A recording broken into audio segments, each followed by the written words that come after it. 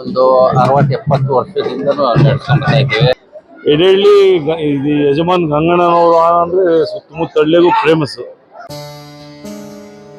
ಬೆಂಗಳೂರು ಗ್ರಾಮಾಂತರ ಜಿಲ್ಲೆ ನೆಲಮಂಗಲ ತಾಲೂಕು ಸೋಂಪುರ ಹೋಬಳಿ ವ್ಯಾಪ್ತಿಯಲ್ಲಿ ಬರುವ ಪ್ರಸಿದ್ಧ ತಾಣ ದಕ್ಷಿಣ ಕಾಶಿ ಎಂದೇ ಪ್ರಸಿದ್ಧವಾಗಿರುವ ಶ್ರೀ ಕ್ಷೇತ್ರ ಶಿವಗಂಗಾ ಬೆಟ್ಟದಲ್ಲಿ ನೆಲೆಸಿರುವ ಹೊನ್ನಾದೇವಿ ಹಾಗೂ ಗಂಗಾಧರೇಶ್ವರ ಭಕ್ತರಾದ ಎಡೆಹಳ್ಳಿ ಹಾಗೂ ಹೊನ್ನೇನಹಳ್ಳಿ ಗಂಗಣ್ಣನವರ ಕುಟುಂಬಸ್ಥರಿಂದ ಪ್ರತಿ ವರ್ಷದಂತೆಯೂ ಈ ವರ್ಷವೂ ಜಾತ್ರಾ ಮಹೋತ್ಸವ ನೆರವೇರಿತು. ಎಡೆಹಳ್ಳಿ ಗಂಗಣ್ಣನವರ ವಾಹನ ಎಂದೇ ಪ್ರಸಿದ್ಧವಾಗಿರುವ ಈ ಜಾತ್ರಾ ಮಹೋತ್ಸವ ಹಲವಾರು ಕಲೆಗಳನ್ನು ನೆರವೇರಿಸಿ ಬೊಂಬೆ ಕುಣಿತ, ವೀರಗಾಸೆ ಕುಣಿತ, ರಸಮಂಜರಿ ಕಾರ್ಯಕ್ರಮ, ವಾದ್ಯ ಕುಣಿತ ಇನ್ನೂ ಹಲವಾರು ಕಲೆಗಳನ್ನ ಒಗ್ಗೂಡಿಸಿ ಜಾತ್ರಾ ಮಹೋತ್ಸವಕ್ಕೆ ಬಂದ ಭಕ್ತಾದಿಗಳಿಗೆ ಊಟ ಉಪಚಾರ, ಯಾವುದೇ ರೀತಿಯಲ್ಲಿ ಭಕ್ತಾದಿಗಳಿಗೆ ಬೇಸರವಾಗದ ಹಾಗೆ ಹಲವಾರು ಕಾರ್ಯಕ್ರಮಗಳನ್ನ ನೆರವೇರಿಸಿ ಶಿವಗಂಗಾ ಬೆಟ್ಟದಲ್ಲಿ ಎಡೆಹಳ್ಳಿ ಗಂಗಣ್ಣನವರ ವಾಹನ ಕುಟುಂಬಸ್ಥರಿಂದ ತಲತಲಾಂತರದಿಂದ ನಡೆಸಿಕೊಂಡು ಬರುತ್ತಿರುವ ಈ ಸಾಂಪ್ರದಾಯಿಕ ಪೂಜೆ ಹಾಗೂ ರಥೋತ್ಸವ ಇಂದು ಶಿವಗಂಗಾ ಕ್ಷೇತ್ರದಲ್ಲಿ ಸಾವಿರಾರು ಭಕ್ತಾದಿಗಳ ಸಮ್ಮುಖದಲ್ಲಿ ಅದ್ಧೂರಿಯಾಗಿ ಎಡೆಹಳ್ಳಿ ಗಂಗಣ್ಣನವರ ವಾಹನ ಜಾತ್ರಾ ಮಹೋತ್ಸವ ನೆರವೇರಿತು.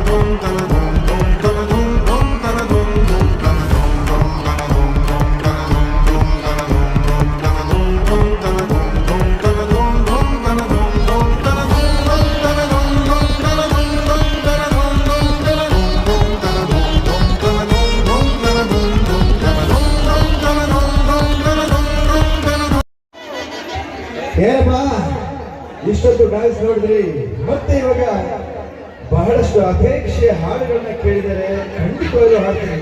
ಎಷ್ಟು ಸಾಧ್ಯವೋ ಅಷ್ಟು ಹಾಡೋದಕ್ಕೆ ಪ್ರಯತ್ನ ಮಾಡ್ತೀನಿ. ಜೊತೆಗೆ ನಿಮ್ಮ ಪ್ರೀತಿ ಮುಖ್ಯವಾಗಿರುತ್ತೆ ಕಾರ್ಯಕ್ರಮದಲ್ಲಿ. ಎಲ್ಲರೂ ನೋಡಪ್ಪ, ಚೆನ್ನಾಗಿ ಚೆಕ್ಕೊಳ್ಳಿ.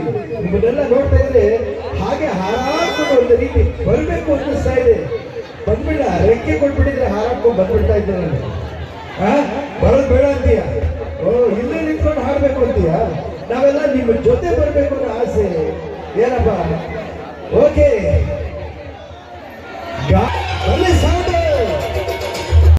ಗೊತ್ತಿದಂಗೆ ನಮ್ಮ ತಾತ ಮುತ್ತಾತರ ಕಾಲದಿಂದಲೂ ನಡ್ಕೊಂಡ್ ಬಂದಿರೋದು. ಎಡೆಹಳ್ಳಿ ಇದು ಯಜಮಾನ್ ಗಂಗಣ್ಣನವರು ಅಂದ್ರೆ ಸುತ್ತಮುತ್ತ ಹಳ್ಳಿಗೂ ಫೇಮಸ್. ಹೊನ್ನೇನಹಳ್ಳಿ ಎಡೆಹಳ್ಳಿ ಇದು ನಮ್ಮ ಮಾಮೂಲಿನಂತೆ ಪ್ರತಿ ವರ್ಷವೂ ವಿಜೃಂಭಣೆಯಿಂದ ಪ್ರತಿ ವರ್ಷವೂ ಒಂದಲ್ಲ ಒಂದು ಜೋರಾಗಿ ಮಾಡ್ಕೊಂಡು ಬಂದಿದ್ದೀವಿ. ಅನ್ನದಾಸೋಹ ಇರುತ್ತೆ ಪ್ರತಿ ವರ್ಷನೂ. ಹೊನ್ನಾದೇವಮ್ಮ ಗಂಗಾಧರೇಶ್ವರ ಉತ್ಸವ ಅಂದ್ರೆ ಸುತ್ತಮುತ್ತಲಿನ ಜನ ತುಂಬಾ ಇಷ್ಟಪಡುವಂತ ವಾಹನ ಇದು. ಸುಮಾರು ಎಷ್ಟು ಜನ ಭಕ್ತರು ಸೇರಿದ್ದಾರೆ ನಿಮ್ಮ ಒಂದು ಅನಿಸಿಕೆ ನೋಡಿದ್ರೆ?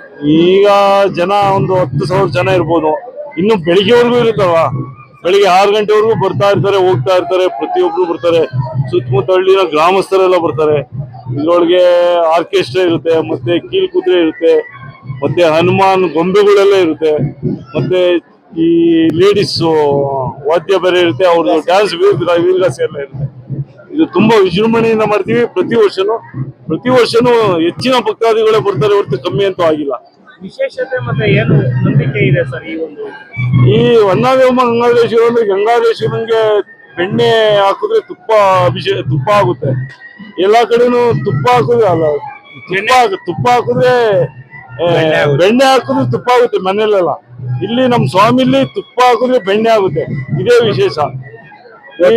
ಸಂಕ್ರಮಣದಲ್ಲಿ ನೀವು ಮನೆಯಿಂದ ತುಪ್ಪ ತಗೊಂಬಂದ್ರು ಅದು ಬೆಣ್ಣೆ ಆಗುತ್ತೆ ಹೊರತು ತುಪ್ಪ ತರ ಇರಲ್ಲ. ಅದೇ ಒಂದು ನಮ್ಮ ಗಂಗಾಧರೇಶ್ವರ ಸ್ವಾಮಿದು ವಿಶೇಷತೆ. ತಮ್ಮ ಹೆಸರು ಸರ್? ಮರಿಯಪ್ಪ ಗೌಡ ಹೆಡೆಹಳ್ಳಿ. ಒಂದು 60-70 ವರ್ಷದಿಂದನೂ ನಡ್ಸ್ಕೊಂಡ್ ಬರ್ತಾ ಇದ್ದೀವಿ.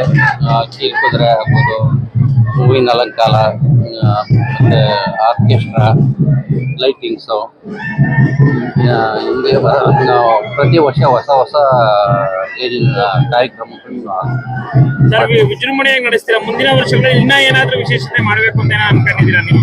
ಮುಂದೆ ನೋಡೋಣ. ಇನ್ನ ವಿಶೇಷತೆ ಹೊಸದಾಗಿ ಮಾಡಬೇಕು ಅಂತ ಇದ್ದೇವೆ. ನೀವು ಅಣ್ಣ ತಮ್ಮಂದ್ರೆ ಎಲ್ಲರೂ ಒಟ್ಟಾಗಿ ಒಂದು ಕಾರ್ಯಕ್ರಮ ನಡೆಸ್ಕೊಡ್ತೀರಾ? ನಾವು 7 ಜನ, 7 ಕುಟುಂಬನೂ ಸೇರಿ ವಿಜೃಂಭಣೆಯಿಂದ ನಡೆಸ್ಕೊಂಡು ಬರ್ತಾ ಇದ್ದೀವಿ. ತಮ್ಮ ಹೆಸರು? ಉಮೇಶ್ ಮನೆಯಲ್ಲಿ. ಸಣ್ಣ ಹುಡುಗರಿಂದ ಅಂದ್ರೆ ನನಗೆ 78 ವರ್ಷ. ಇವಾಗ ಸಣ್ಣ ಹುಡುಗರಿಂದ ನಾವು ಇದೇ ಇದ್ರ ಮನೆಯಿಂದ ಇನ್ನೂ ವರ್ಷ ಜಾಸ್ತಿ ಮಾಡಬೇಕಂತ ಹೇಳ್ಬಿಟ್ಟು ಪ್ರಯತ್ನ ಮಾಡ್ತಿದ್ದೀವಿ. ಇನ್ನು ಮುಂದೆ ನಮ್ಮ ಹುಡುಗರು ಇದೇ ತರ ಜಾಸ್ತಿ ಮಾಡ್ಕೊಂಡು ಹೋಗ್ತಾರೆ ಅಂತ ನಾನು ತಿಳಿಸ್ತಾ ಇದ್ದೀನಿ.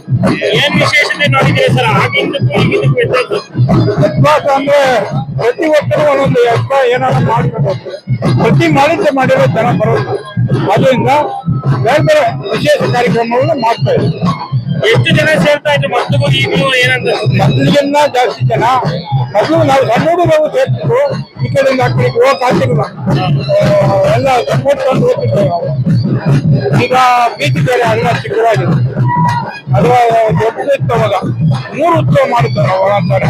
ಗಂಗಣ್ಣನವರ ಉತ್ಸವ ಅಂದ್ರೆ ಏನಂತ ಅದಕ್ಕೂ ಯಜಮಾನ ಗಂಗಣ್ಣನವರ ಉತ್ಸವ ಅಂದ್ರೆ ಇಡೀ ತಾಲೂಕು ಡಿಸ್ಟಿಕ್ಗೂ ಮತ್ತೆ ಡಿಸ್ಟಿಕ್ಗೂ ಮತ್ತೆ ಇದೆ. ನಿಮ್ಮ ಹೆಸರು ಸರ್? ನನ್ನ ಹೆಸರು ಗಂಗಾಧರ. ಯಾವ ಎಡೆಹಳ್ಳಿ.